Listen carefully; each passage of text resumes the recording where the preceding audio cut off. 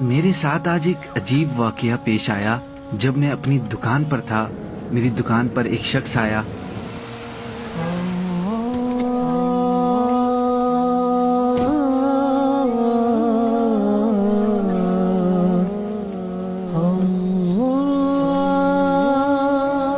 کچھ سامان نکلوایا اور سامان کے پیسے پوچھنے لگا۔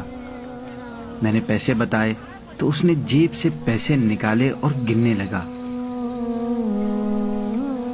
شاید اس کے پاس پیسے کم تھے۔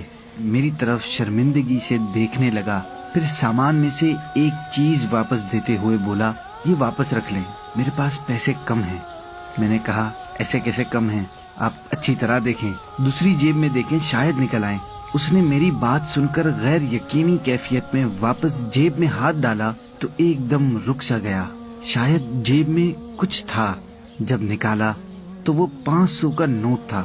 فوراً مجھے دیا اور خوشی خوشی سامان لے کر چلا گیا۔ اصل میں ہوا کچھ یوں کہ اس کی جیب میں پیسے واقعی ختم ہو گئے تھے۔